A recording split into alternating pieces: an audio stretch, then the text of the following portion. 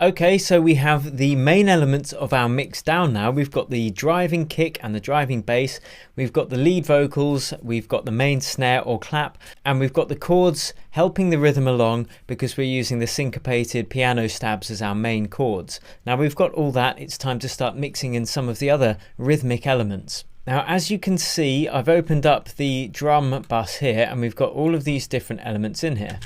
The only one of which we have up at the moment is the clap. So let's hear where we are at the moment. And in stereo.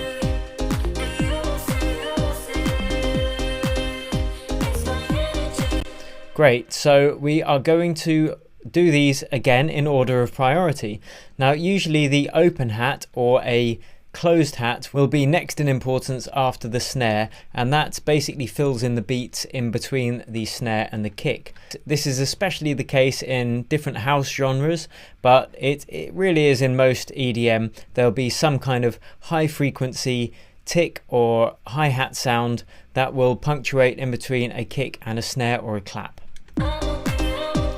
So first thing is first is to just get an average level by bringing it up with everything on.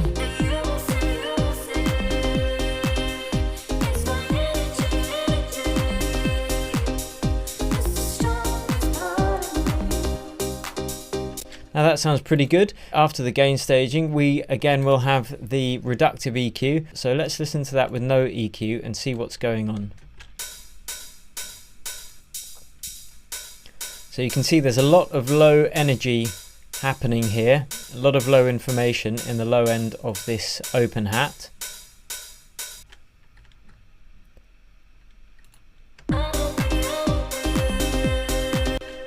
And the way I would determine where to roll this off is, rather than just rolling it off at an arbitrary place, I will bring it up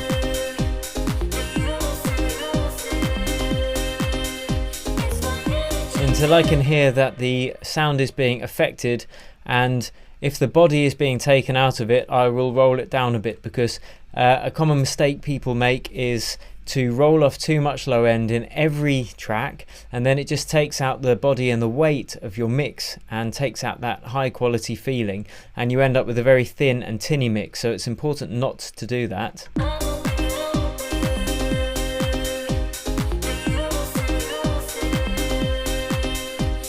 Too much, and that is the perfect amount of bass roll off. So we're taking out everything that's not needed in the low end, but we're still allowing some of those mid-range frequencies to give it a bit more body and beef. Now with the open hat, you can see we've added a little bit of the room reverb, and this is just to gel it into the mix. So if we put the drums and the kick on, so we are just adding a little bit of room reverb there, if we can hear that. Take it right down. It really is almost imperceptible.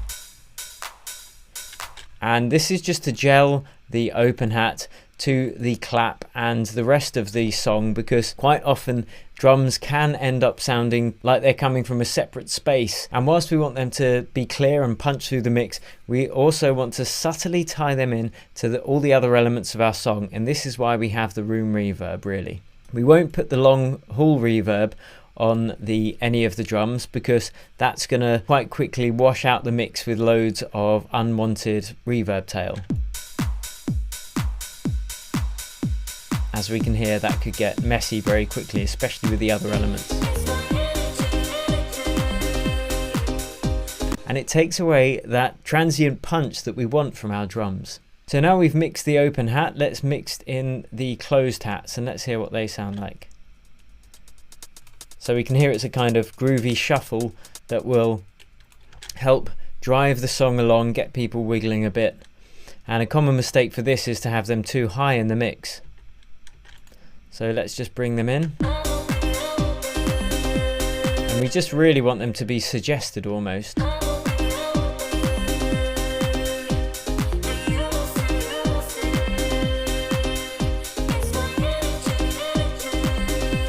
So this is with them off and with them on.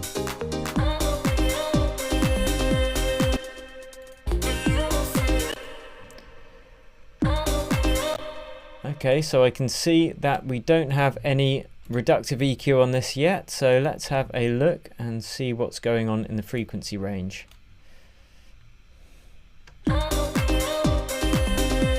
Now, because this is such a low element in the mix, you can afford to roll off a bit more low end, because you can just hear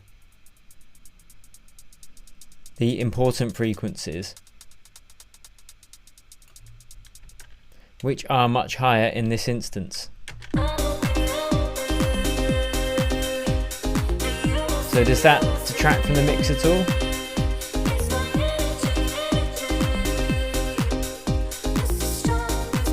Well, we've already got this range of frequencies being played on the open hat that we've just mixed before this, so I'd say we can be a bit more brutal with the cutoff and just get rid of those frequencies that we can't hear. They don't add any body or weight because the closed hats are so low in the mix, but it just gives us a bit more headroom to get rid of those unneeded frequencies. Now, rather than add saturation to either of these, we're going to wait and process the drum bus at the end after we've done all of these other elements. We'll batch these into a couple of different lessons, but I wanted to keep hi-hats separate because most EDM songs will have hi-hats, but all these other bits like rim shots and cowbells and triangles vary on the song. They're usually referred to as percussion, so we will keep those separate from the hi-hats lesson.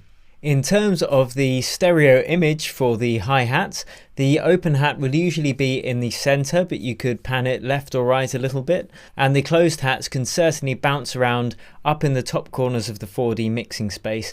The stem that I've provided actually already has the stereo information as it was part of the creative stage, but you could use something like an auto panner, which is great for adding stereo width, or again you could use something like the Ozone stereo imager, or you can check out the Ninja mixing tips module and we go into a few more techniques for getting more width in our sound. But as for now, we will move on to the other percussion.